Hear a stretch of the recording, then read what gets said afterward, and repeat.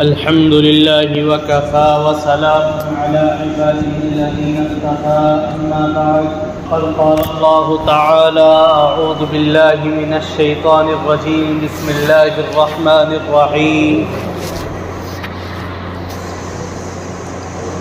إنا نحن نزلنا الذكر وإنا له لحافظون صدق الله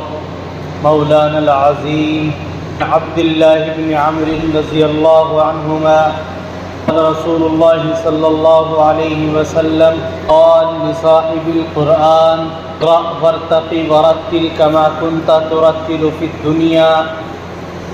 فإن منزلك عند آخر آية تقرأها او كما قال علیہ الصلاۃ والسلام. ملت اسلامیہ کے عزیز نوجوانوں اور قابل قدر بزرگوں، قرآن کریم کی ایک آیت میں نے آپ کے سامنے پڑھی ہے. اللہ رب العزت نے اس آیت کریمہ کے اندر ارشاد فرمایا انا نحن نزلنا الذکر وانا له لحافظون، کہ ہم نے قرآن کریم کو نازل کیا اور ہم ہی اس کی حفاظت کرنے والے ہیں. یہ مہینہ شوال المکرم کا مہینہ ہے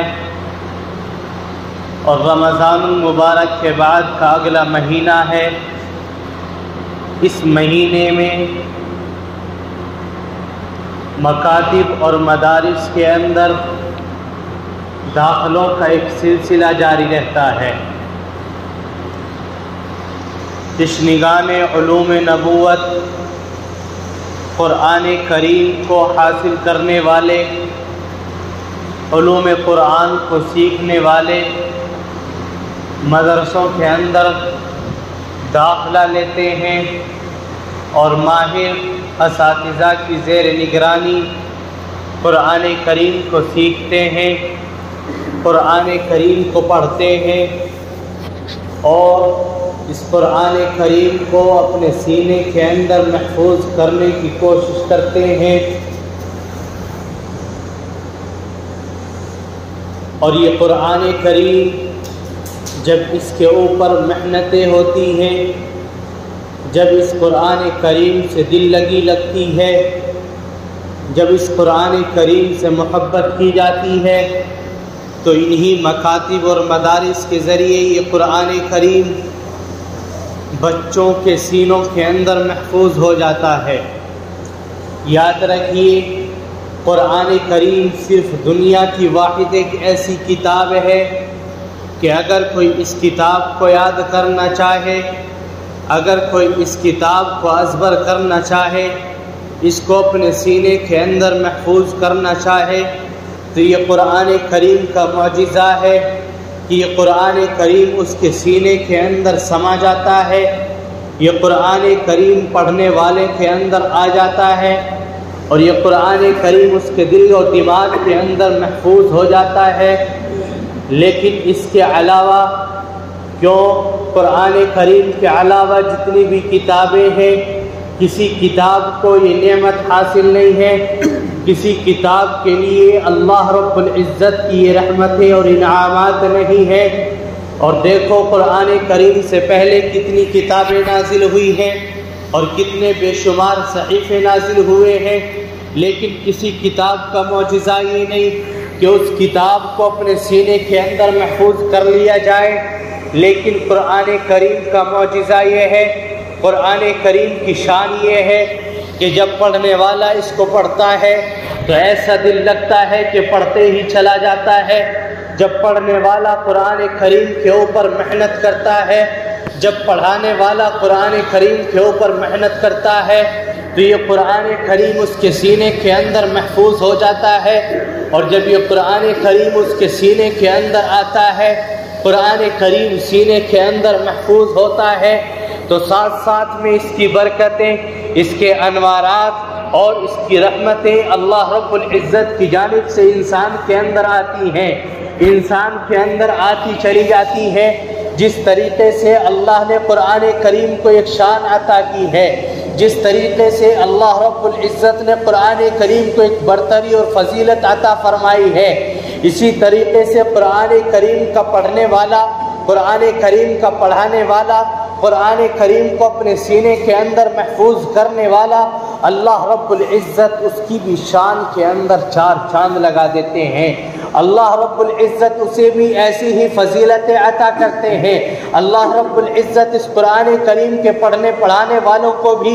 ایسی ہی عزتیں عطا کرتے ہیں جس طریقے سے قرآن کریم کو حاصل ہے۔ یاد رکھو، دنیا کی صرف ایک واحد کتاب قرآن کریم ایسی ہے کہ اگر کوئی انسان چاہے کہ اس کو اپنے سینے کے اندر محفوظ کر لے، اپنی زبان کے اوپر اس کو لے آئے، تو بآسانی ذرا سی محنت کرنے کے بعد یہ قرآن کریم اس کے سینے کے اندر آ جاتا ہے، یہ قرآن کریم اس کے سینے کے اندر سما جاتا ہے۔ ورنہ دنیا کی کوئی بھی کتاب ہو اور اس کے اوپر کتنی بھی محنتیں کیوں نہ کی جائیں، وہ کسی کے سینے کے اندر محفوظ نہیں ہوتا۔ قرآن کریم کے علاوہ آج تک کوئی آدمی ایسا نہیں کہ اس کو پوری کتاب ازبر اس طریقے سے یاد ہو کہ ایک بیٹھک میں بیٹھ کر کے وہ پورا کلام پاک سنا دے یا اپنی کوئی پوری دوسری کتاب سنا دے۔ لیکن کلام اللہ ایک ایسی کتاب ہے، قرآن ایک ایسی کتاب ہے، جب اس کو پڑھا جاتا ہے تو حافظ قرآن وہ بھی ہے کہ ایک بیٹھک کے اندر بیٹھ کر کے پورا قرآن کریم سنا سکتے ہیں۔ یہ صرف قرآن کریم کی شان ہے۔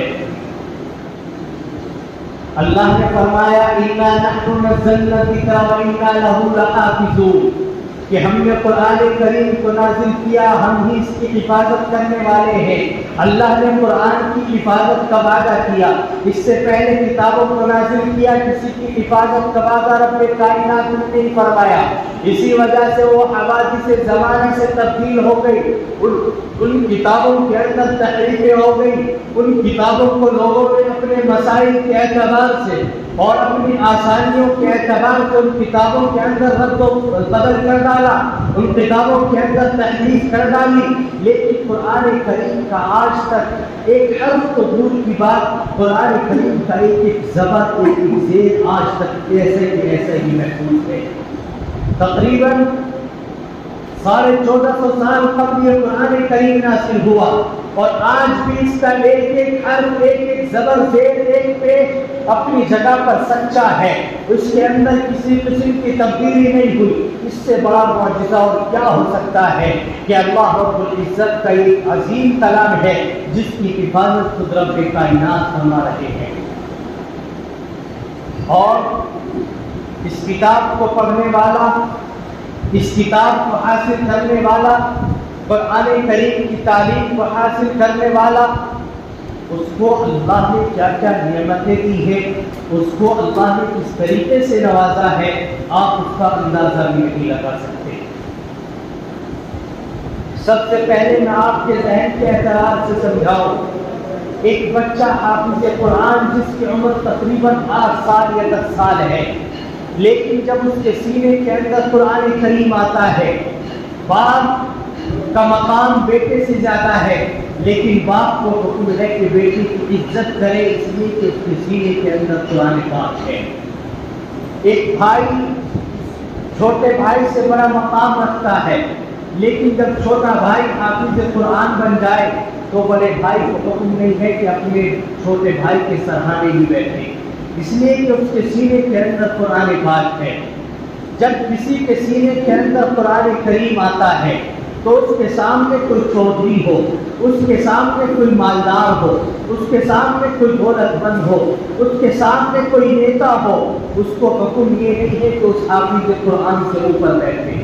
حکم یہ ہے کہ اس حافظ قرآن سے نیچے بیٹھے گا، اس لیے کہ حافظ قرآن وہ ہے کہ اللہ نے اس کے سینے کے اندر اپنے عظیم کلام کو محفوظ کیا ہے، اس کے سینے کے اندر اللہ کا ایک عظیم کلام ہے، اس کلام کی ہمیں عزت کرنی ہے، اور اس کلام کی اگر ہمیں عزت کرنی ہے تو اس حافظ قرآن کی ہمیں عزت کرنی ہوگی۔ اور حدیث کا حوالہ، میں نے ایک حدیث پڑھی، اللہ کے نبی صلی اللہ علیہ وسلم ارشاد فرماتے ہیں اقرأ ورتقل ورتل كما كنت ترتل في الدنيا فإن منزلك عند آخر آية تقرأها، کہ کل قیامت کا میدان ہوگا، نفسا نفسی کا عالم ہوگا، ہر انسان پریشان ہوگا، لیکن ایسے ماحول میں، اس پریشانی کے وقت میں ایک صرف حافظ قرآن ایسا ہوگا کہ اللہ رب العزت کی جانب سے اس کو حکم ہوگا، یقال یعنی لصاحب القرآن، حافظ قرآن سے کہا جائے گا، قرآن کریم کے اوپر عمل کرنے والے سے کہا جائے گا، جس نے قرآن کریم کے اندر کسی چیز کو حلال جانا تو اس نے اس کے اوپر عمل کیا، کسی چیز کو حرام سمجھ لیا تو اس حرام چیز سے اس نے اپنے آپ کو بچا لیا، وہ حافظ قرآن رہا، اس نے اپنے سینے کے اندر اللہ کے کلام کو محفوظ کیا، اللہ کے کلام کی حفاظت کا وہ ذریعہ بنا، تو کل قیامت کے میدان میں اللہ رب العزت کی جانب سے کہا جائے گا اقرأ وارتقِ ورتل كما كنت ترتل في الدنيا، اے حافظ قرآن، اے صاحب قرآن، اے قرآن کریم کو پڑھنے والے، قرآن کریم کو پڑھتا جا اور جنت کے درجوں پر چڑھتا جا، ایسے ہی ٹھہر ٹھہر کر پڑھ جیسا کہ تو دنیا کے اندر ٹھہر ٹھہر کر کے پڑھا کرتا تھا۔ ایک حافظ قرآن نماز کے اندر قرآن کریم پڑھتا ہے،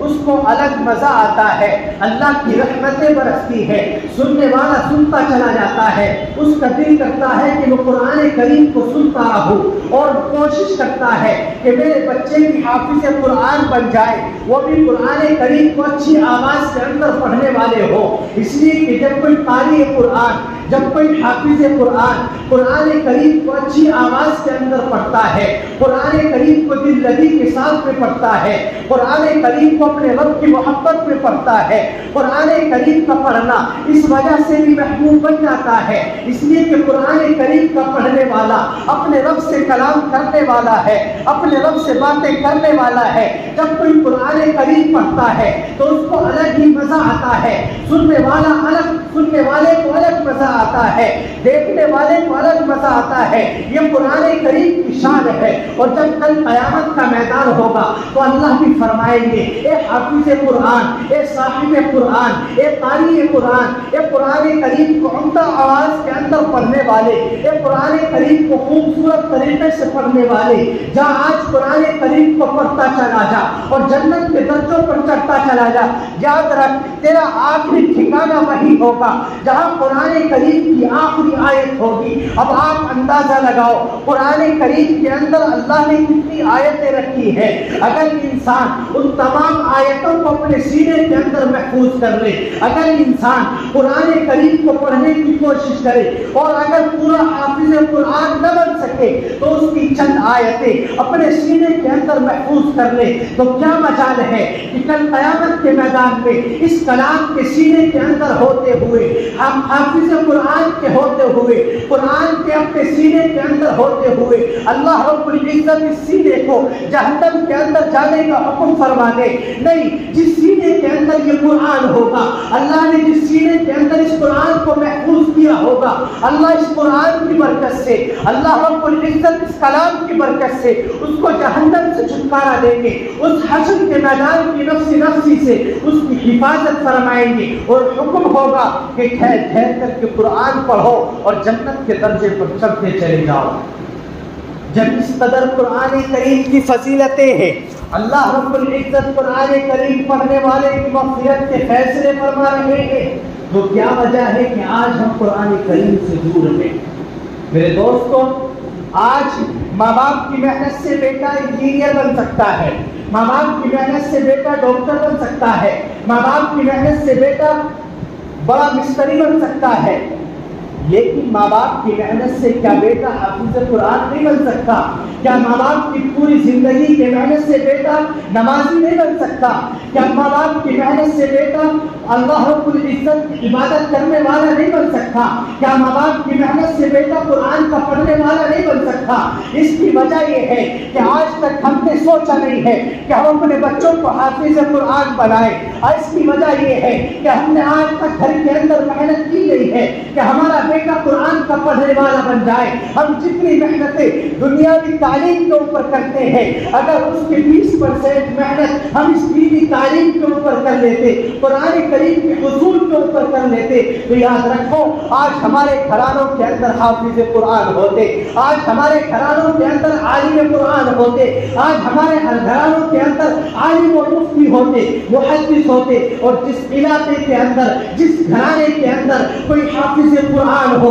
जिस घराने के अंदर कोई आलिम दीन हो, उस घराने के अंदर शैतानी असर नहीं हुआ करता। जिस घराने के अंदर कोई हाफिज कुरान हो, उस घराने को ताबीज़ गंडों की जरूरत नहीं होती। जिस घराने के अंदर कोई हाफिज कुरान हो, उसको दम कराने की जरूरत नहीं होती, उसको गली गली घूमने की जरूरत नहीं होती, उसको मौलवियों के पास, पंडितों के पास जाने की जरूरतें नहीं होती। आज वजह यह है कि हम तालीम से दूर हैं, हम कुरान करीम से दूर हैं। हमने अपने घरवालों के अंदर अपने बच्चों को कुरान करीम की तालीम से दूर रखा है, दीन की तालीम से दूर रखा है। इस वजह से आज हम परेशान हैं, दर्दन की ठोकरें खाते हैं। कहीं समझते हैं कि हमारे घर पर जादू के असरात है, कहीं समझते हैं कि हमारे घर पर किसी ने कुछ कर दिया है। और याद रखो, जब आपके घराने के अंदर हाफिज कुरान होगा, जब आपके घर के अंदर कोई कुरान करीम का सही तरीके से पढ़ने वाला होगा, तो उस घर की अल्लाह रब्बुल इज्जत उस कुरान करीम की बरकत से खुद ब खुद हिफाजतें फरमाएगी। मुझे बताओ, क्या आपने देखा हो किसी घराने के अंदर कोई हाफिज कुरान हो और उस घर का कोई फर्द कहीं पर ताबीज़ लेने के लिए जा रहा हो? नहीं, उसका अकीदा मजबूत है, उसका दिल मजबूत है, वो समझता है कि सब चीजें अल्लाह रब्बुल इज्जत की जानिब से है। ये सब कुछ जो होता है वो अल्लाह की जानिब से होता है। और जब कुरान करीम पढ़ा जाता है तो उसकी बरकतें भी आती है, उसके अनवारात आते हैं और कुरान करीम की सआदतें उस घर के अंदर हासिल होती है। इसलिए मेरे दोस्तों, जहां हम दुनिया के ऊपर इतनी मेहनतें कर रहे हैं, हम दीनी उलूम के ऊपर भी मेहनत करें ताकि हमारे घरानों के अंदर दीन बाकी रहे, हमारे घरानों के अंदर दीन जिंदा रहे। जहां आप अपने 4 बेटों को उनका तालीम दिला सकते हैं, वहीं से अपने एक बेटे का इंतखाब कीजिए कि हम अपने एक बेटे को हाफिज कुरान बनाएंगे, आलिम दीन बनाएंगे। हम अपने घराने के अंदर एक हाफिज कुरान भी रखेंगे ताकि जो हमें दीनी उलूम से आगाह करने वाला हो, जो हमें सिखलाने और सिखाने वाला हो, जो हमें बतलाए कि नमाज किस तरीके से पढ़ी जाती है, जो हमें मसले मसाइल बतलाए, हमें इधर उधर भागना न पड़े। इसलिए मेरे दोस्तों, अपने घर के एक बच्चे को जरूर कुरान करीम के लिए मुख्तस कीजिए। ये नहीं कहता कि उसे दुनियावी उलूम आप न सिखलाएं, दुनियावी तालीम भी दे, लेकिन उसके ऊपर मेहनत करें कि वो बच्चा आपका हाफिज कुरान बन जाए, वो बच्चा आपका आलिम दीन बन जाए, ताकि आपके घर के अंदर डॉक्टर भी हो, इंजीनियर भी हो, और आपके घर के अंदर एक पुलिस अफसर भी हो, आपके घर के अंदर एक आला अधिकारी भी हो, तो साथ साथ में आपके घर के अंदर एक हाफिज कुरान भी हो जो आपके ईमान के ऊपर भी मेहनत करता रहे, ताकि कहीं से अगर आपके ईमान के ऊपर डाका डाला जाए, कहीं से आपके ईमान को छीनने की कोशिश की जाए, तो वो आपके ऊपर मेहनत करे कि आपकी साहिब ईमान है और ईमान की नूरानियत और ईमान की मारिफत आपके